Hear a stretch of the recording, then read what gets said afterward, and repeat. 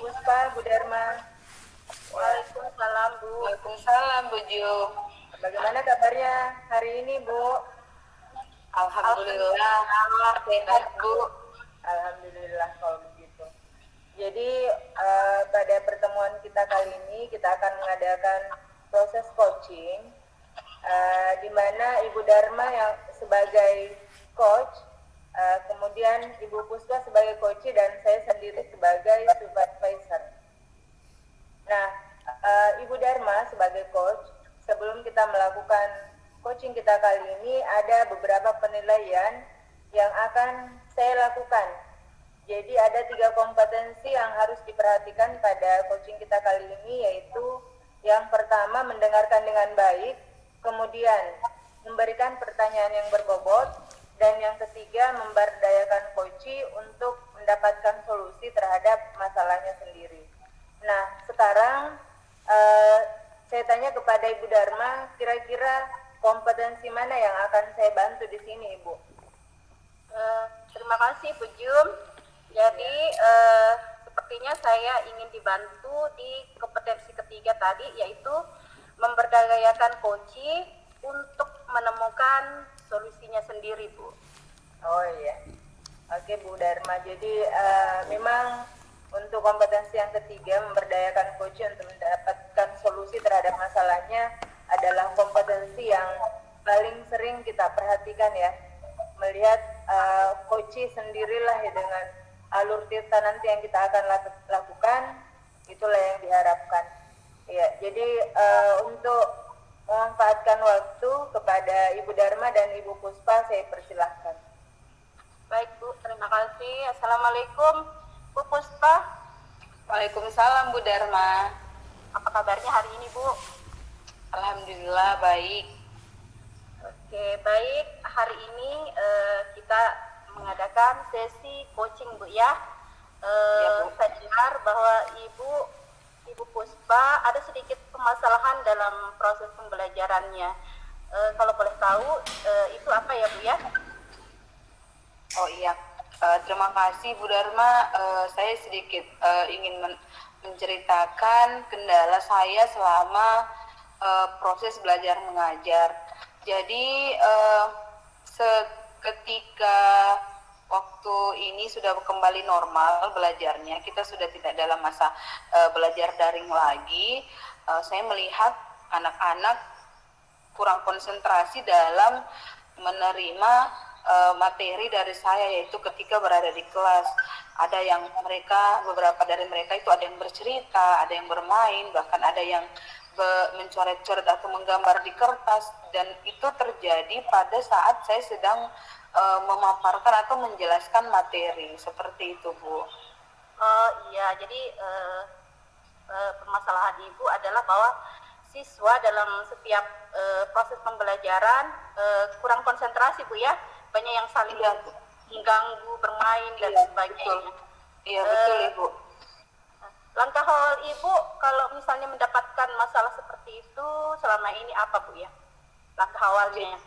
Jadi yang pertama saya telah lakukan pada saat masalah itu timbul atau ketika itu terjadi di kelas saya mengubah. Yang pertama adalah saya mengubah metode pembelajaran saya. Yang awalnya saya menggunakan metode ceramah dan pembagian kelompok. Itu yang seperti itu saya lakukan. Tapi saya melihat sepertinya hal tersebut kurang efektif, Bu Dharma. Oh iya, jadi dalam pembagian kelompok ya, Bu, ada pembagian kelompok ya. Dalam pembagian kelompok itu Ibu menggunakan sistem apa? Maksudnya apakah berdasarkan minatnya kah atau profil belajarnya kah? Yang mana Ibu tahu, Bu? Oh iya, jadi selama ini saya belum melakukan itu, Bu Dharma. Saya belum mencoba. Artinya untuk pembelajaran berdiferensiasi itu saya belum terapkan di kelas saya. Saya hanya membagi secara acak, membagi siswa secara acak, karena sebenarnya tujuan saya saat itu mungkin karena bukan apa ya, tapi mungkin karena dadakan. Artinya saat itu saya harus mengubah secara langsung, bukan lagi menunggu waktu begitu. Jadi saya langsung saja membagi bahwa kalian kelompok ini, kelompok ini, kelompok ini. Tujuan saya hanyalah semata supaya tidak ada lagi yang seperti itu. Artinya mereka punya kelompok, mereka tidak bermain-main lagi. Artinya mereka konsentrasi seperti itu, Bu. Oh iya, jadi saya bisa paham bahwa ini kelompok ini belum terencana dengan baik Bu ya selama ini ya. Iya betul Bu Dar. Bagaimana jika pada kesempatan berikutnya Ibu bisa melakukan pembelajaran berdiferensiasi di mana kelompok-kelompok ditentukan berdasarkan minat atau yang lainnya Bu? Bagaimana bisa dicoba Pak? Iya, benar sekali Bu Norma. Jadi sempat terlintas dalam pikiran saya bahwa saya akan mengubah dari strategi pembelajaran saya untuk mensiasati anak-anak yang memang beberapa dari mereka itu yang memang yang mengacaukan lah, setidaknya saya dalam artian tanda kutip mengacaukan PBM saya ya. Jadi memang saya berencana untuk melakukan itu, artinya memeriksa kesiapan belajar mereka berdasarkan profilnya, dan juga membagi untuk kedepannya mungkin saya akan seperti itu, membagi kelompok sesuai minat mereka Bu. Iya, jadi itu salah satu caranya Bu ya, dengan membagi berdasarkan minat. Kalau misalnya ada strategi lain mungkin yang bisa Ibu pikirkan, misalnya menggunakan metode-metode tertentu selain membagi kelompok, mungkin Ibu bisa membayangkan apa saja yang bisa Ibu lakukan strategi pembelajaran yang lain. Jadi saya berencana juga Bu Dar, itu adalah dengan belajar di luar, artinya tidak di dalam kelas, tapi saya ingin mengajak mereka untuk belajar artinya outdoor, tidak monoton di dalam kelas, mencari suasana baru di selasar kelas atau di koridor seperti itu. Jadi artinya itulah salah satunya Bu Dar, mengajak mereka keluar, tidak dalam kelas. Iya, keluar dari ruang ya Bu ya. Iya, ruang kelas. Siswa keluar dari ruang. Mungkin masih ada mungkin yang bisa Ibu bayangkan, misalnya menggunakan alat atau menggunakan IT kah dalam pembelajaran Ibu, menggunakan alat-alat tertentu yang menarik. Jadi saya juga ingin memaksimalkan penggunaan LCD, yaitu dengan pembelajaran audiovisual. Memang saya sadari Bu Dar, selama ini saya tidak maksimal dalam menggunakan media audiovisual. Padahal seperti itu kan sebenarnya menarik ya bagi siswa. Jadi terus terang memang saya orangnya mungkin dikarenakan kelas saya itu belum ada sambungan listrik ya. Jadi sekedar info saja bahwa yang kelas kami juga moving class. Jadi saya menempati gedung baru. Kemudian gedung baru itu aliran listriknya, jaringan, sebenarnya instalasinya belum ada. Seperti itu. Oh iya, jadi itu salah satu kendalanya Bu ya, bahwa di ruang tempat Ibu mengajar itu tidak ada aliran listrik ya.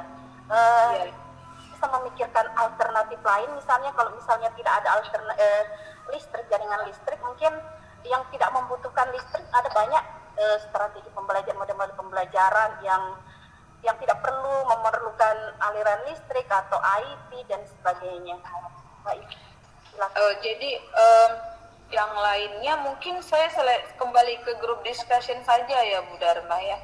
Artinya membagi kelompok, kemudian menjadikan beberapa anak sebagai tutor sebaya, artinya mereka yang membantu saya dalam mengatasi teman-teman yang seperti itu tadi. Artinya begini, saya tidak ingin lagi artinya mengulang materi yang sudah lewat ya, karena mereka kan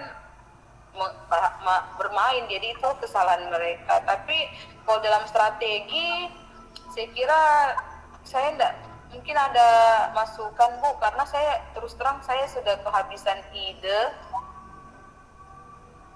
Iya Bu, selama ini kalau saya untuk mengatasi hal begitu, biasanya saya menggunakan misalnya lagu atau apa, kemudian bermain peran dan itu menggunakan alat-alat lain, gambar dan sebagainya, misalnya dalam teks deskriptif. Nah, saya sediakan gambar, kemudian beberapa gambar yang saya tunjukkan kepada mereka, dan selama ini mereka cukup tertarik. Mungkin Ibu Puspa bisa mencobanya juga kelasnya. Iya ya Bu ya, terima kasih untuk masukannya. Saya akan coba menggunakan strategi atau media gambar itu, kemudian memunculkan lagi cara-cara lain seperti bermain peran, kemudian bermain sambil belajar dalam artian dalam bentuk games atau tebak gambar atau yang seperti itu ya. Terima kasih Bu untuk masukannya. Baiklah Bu. Oh iya, untuk mengatasi siswa yang biasanya kan kita bisa deteksi bahwa siswa ini yang agak kurang perhatian, ya, siswa ini. Nah, jadi selama ini apakah Ibu Puspa sudah pernah melakukan pendekatan secara khusus kepada siswa tersebut, misalnya memberi nasihat kah atau bagaimana? Apakah Ibu sudah pernah melakukan selama ini? Oh iya, memang saat itu terjadi, saya memang dalam artian saya tidak pernah, belum memanggilnya secara pribadi, face to face itu belum. Tetapi pada saat itu terjadi di saat proses belajar mengajar, saya langsung mendatanginya dan membimbingnya langsung dan bertanya bahwa apa sih sebenarnya kendalanya, kenapa tidak bekerja atau bermain, tidak memperhatikan ibu. Jadi saya langsung menindaklanjuti itu, bukan malah menasehati sih sebenarnya Bu. Kesannya apa ya, seperti saya ingin langsung mengatakan bahwa fokus, kembali lagi perhatiannya ke depan. Saya memang belum pernah memanggilnya Bu, begitu. Secara khusus. Iya. Mungkin berarti pada kesempatan berikutnya kalau misalnya seperti itu dan ternyata apa yang Ibu lakukan itu ternyata tidak berhasil, mungkin saya bisa sarankan bahwa mungkin sudah seharusnya dipanggil secara khusus atau bisa melibatkan pihak lain, misalnya guru BK. Bisa dilakukan Bu ya? Apakah ada itu? Saya berencana Bu, ketika ada yang seperti itu biasanya saya langsung wali kelas Bu. Saya tidak menghubungi guru BK, biasanya saya adukan ke wali kelasnya Bu, seperti itu. Apa saya sudah benar Bu seperti itu atau langsung ke guru BK? Misalnya kalau misalnya kita sudah tidak bisa mengatasinya dan mungkin mereka mempunyai permasalahan sendiri sesuai dengan kebutuhan mereka, kebutuhan dasar mereka, kembali ke kebutuhan dasar, mungkin ada hal-hal tertentu yang membuat mereka seperti itu. Jadi mungkin kita harus melibatkan pihak ketiga misalnya, atau melibatkan orang tua. Kira-kira apakah Ibu Puspa ada berencana untuk melibatkan orang tua dalam hal ini ketika ada siswa yang benar-benar susah ditangani Bu? Oh iya, secara langsung dengan orang tua itu saya belum pernah Bu. Ketika ada anak yang seperti itu, dengan sesuai prosedur biasanya setelah saya tangani, kemudian dia masih mengulang kesalahan yang begitu lagi, saya biasanya adukan ke wali kelasnya. Kemudian wali kelasnya biasanya memproses, dan ketika tidak ada lagi tindak lanjutnya dari wali kelas, itu biasanya wali kelas yang langsung mengadukannya ke guru BK untuk ditangani lebih lanjut. Jadi yang biasanya memanggil orang tua itu Bu, guru BK begitu, bukan guru mata pelajaran langsung. Jadi memang saya belum pernah melakukan hal tersebut. Oh iya, baiklah Bu. Jadi kesempatan yang akan datang Ibu akan membicarakannya lebih lanjut dengan wali kelas Bu ya, kalau ada siswa yang benar-benar tidak bisa ditangani. Wali kelas. Ya. Baik, jadi dari percakapan kita ini kesimpulan apakah yang bisa Ibu simpulkan pada hari ini yang bisa membantu proses pembelajaran Ibu? Ya, jadi yang dari percakapan kita hari ini, saya berterima kasih karena saya telah menemukan bahwa Ibu telah membantu saya mencari menemukan jalan keluar atau solusi yang tepat bagi masalah siswa yang kurang konsentrasi dalam kelas saya, yaitu yang pertama dengan menerapkan pembelajaran berdiferensiasi, membentuk kelompok sesuai peminatan mereka, kemudian menggunakan strategi pembelajaran dengan menggunakan media gambar tidak bergantung dengan LCD atau semacamnya, kemudian memberdayakan potensi siswa dalam hal ini bermain peran, kemudian bermain sambil belajar seperti itu.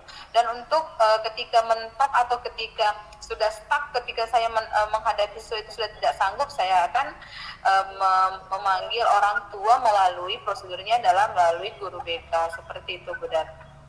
Baiklah Bu, ternyata setelah percakapan kita ini banyak hal yang bisa Ibu lakukan ya. Kira-kira ini waktunya, menurut Ibu waktu tepatnya action selanjutnya itu kapan Bu ya?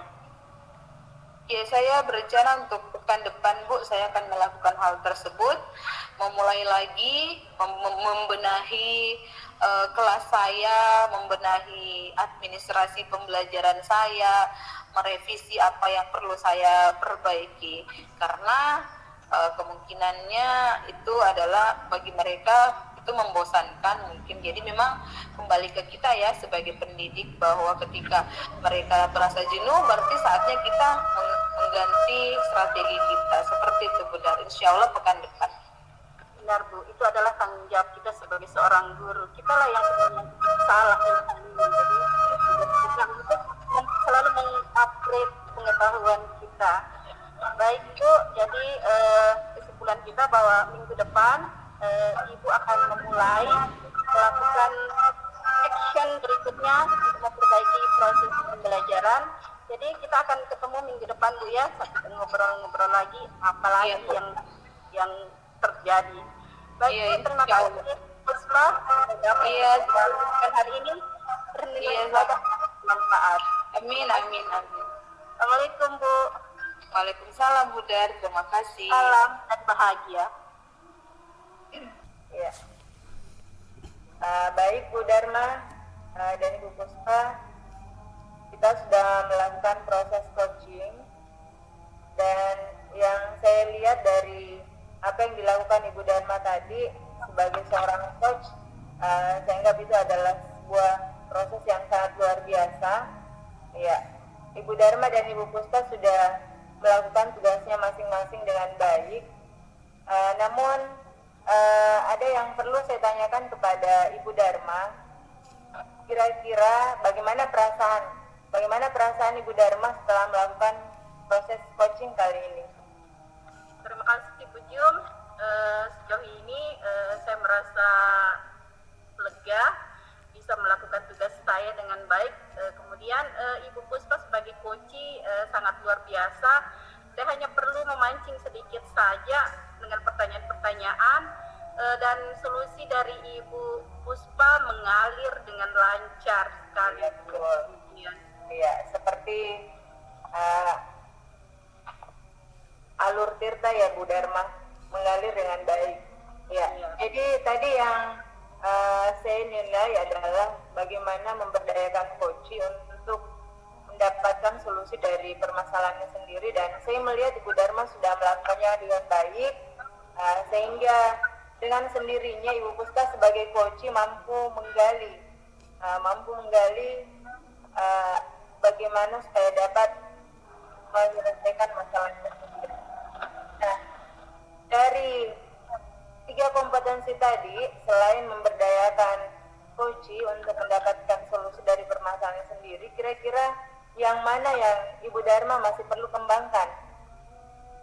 Terima kasih Bu Jum.